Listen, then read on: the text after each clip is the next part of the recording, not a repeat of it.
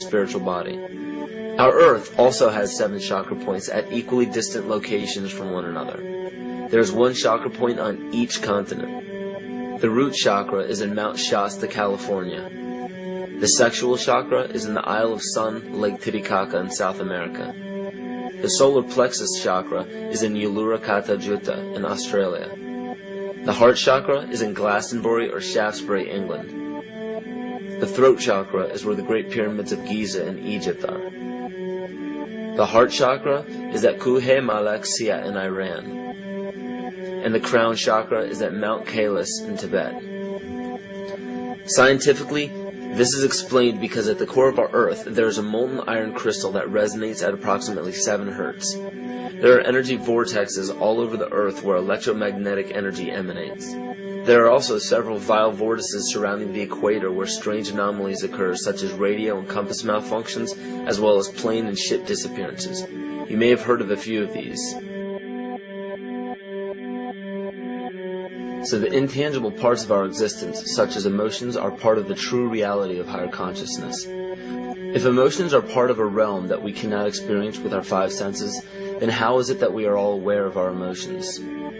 What most people believe to be emotions are not truly the emotion itself. What we are experiencing is the physical manifestation of these emotions. Anger causes disturbance in the psyche, which manifests itself in the ego. These manifestations cause the heart rate to increase, body temperature to rise, and spawn many other physical traits that signify anger. Just as music from the radio is a physical manifestation of an intangible signal, our experience of emotion is the physical manifestation of an intangible signal as well. It has been shown that our emotions have a vibratory frequency to them. Furthermore, there are only 2 emotions that humankind experiences: fear and love. All other emotions branch either directly or indirectly from these 2 emotions. Fear has a long and slow frequency vibration to it, while love has a very rapid and high frequency. To show that vibration is the very foundation of existence, Hans Jenne developed what is known as cymatics in the 1940s to show that when vibrations of sound are passed through a form of media, there is a set pattern that will follow. When the frequency increases, the media develops into a more complex pattern. This is precisely what is happening to our Earth and to humanity. There are 64 possible codes of amino acids in our DNA structure made from 4 elements: carbon, oxygen, hydrogen, and nitrogen. By any means of logic, we should have all 64 codes activated within our DNA structure. Yet we presently only have 20 active codes. And of these 64 possibilities, it appears that only 20 of these codes are turned on right now for us, the 20 amino acids. There is a switch that turns off and turns on where those coding sites lie, and that the switch for that turning off and turning on is what we call emotion. And this is the first time that we've ever seen the patterns of emotion directly physically linked to human genetic material. Well, fear is a long, slow wave of emotion. So this wave of fear is a long, slow wave and touches relatively few sites on this DNA. So an individual living in fear is limited to the number of antennae that they have available to them, whereas an individual living in the pattern of love, this is love in DNA, you can see it's a higher frequency, shorter wavelength. We have many more potential sites for coding along that genetic pattern. This information, this is amazing. This is the first time we've ever had a hard digital link between emotion and genetics.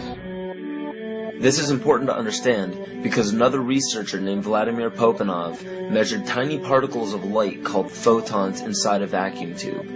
The photons were scattered as expected. A sample of DNA was then entered into the vacuum tube and they measured the photons again. They found that the particles of light aligned themselves along the axis of the DNA. Then, as they removed the DNA sample, the photons remained aligned to the same form of the DNA, even though no DNA was present. This is what is known as the phantom DNA experiment. Science has now bridged a very important gap between physical and ethereal, or spiritual. Our emotions directly affect the structure of our DNA, which directly shapes the physical world we experience every day. So the messages left by the ancients that we've explained here were more than just prophecies about a one-world government or a new world order. We now understand why the study of the heavenly bodies were so important.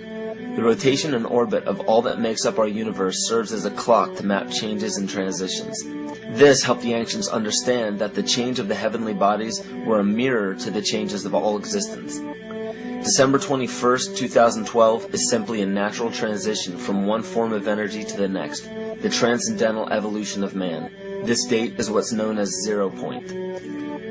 Our sun, as well as our planet Earth, is losing its magnetic field as the Earth is slowing in its rotation. All the while, its base resonant frequency, also known as the Schumann cavity resonance, is increasing in accordance with the predictable sequence of the Fibonacci theory. At a cellular level, our bodies respond to an electromagnetic pulse. The ancients called this the sacred circuit. The cells receive this pulse from the brain, which receives its pulse from the heart, which receives its pulse from the earth. This pulse comes from the solar system, which from there comes from the galaxy, which ultimately comes from our entire universe. We literally share a pulse with all of existence. Yet another example of everything being one. For as long as scientists have been recording the Earth's pulse, it has remained at approximately 7.8 cycles per second. This was a constant fixed number until 1986 into 1987. It rapidly began increasing to about 9 cycles per second in 1996. So in one decade, it increased by about 2 cycles per second. By 2012, this pulse will be right around 13 cycles per second, just as the Fibonacci theory indicates. What does this mean for humanity? Just as cymatics has shown that higher frequencies result in more complex patterns, we are now experiencing the beginning of a major shift in both physical and spiritual vibration.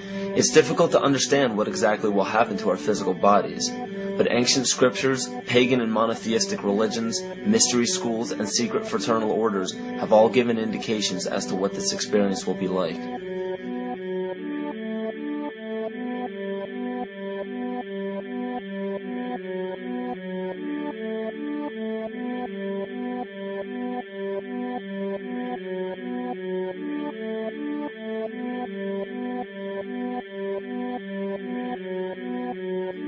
This will be the shift of the ages, the transcendental period of monumental changes to humanity. Those unprepared for this transition will likely not be able to cope with the rapid changes in the psyche. The only way to prepare for what is to come is what we have sought after for our entire lives: truth. Not the truth about governments, commerce, religions, terrorism, or anything external, but the truth within ourselves, within our psyche and our shadow self. Especially in Western cultures, we are taught that being normal means only being happy and never sad, only loving and never angry, only forgiving and never jealous. This sounds plausible, but it is not. We are not meant to repress any negative emotions because it causes imbalance. To conquer our emotions, we must embrace them, not fight them. We must acknowledge them and allow them to serve their purpose as we learn from them. The ancient Essene culture left teachings dating back about 6,000 years. They taught that our relationships with one another, with the universe, and with situations and events are mirrors of the parts of our psyche that need to be cleansed. Author Greg Braden beautifully explains this entire segment at great length in his work. His hard work and understanding of these subjects contributed largely to the marriage between science and spirituality. It is very important to understand that when you fear loss, fear death, fear war, fear terrorism, or fear change, you are giving others the ability to control you based on those fears. When you fight against poverty or against racism, when you fight for relationships or for freedom, you are outwardly attempting to repress that which has been placed before you to conquer inwardly. These situations are mirrors of our fears. This is why it is important to love and only love. Love those who stand with you, but especially those who stand against you. Don't look at your fears as a threat. Rather understand that this material world is only a physical manifestation of either the love or fear in your consciousness. It's as plain as day. All you need to conquer in your life is in your face. If you want to understand what your true inner fears are, analyze your ambitions and your inhibitions. Everything explained here about the esoteric agenda of the elite few at the very top is nothing to fear.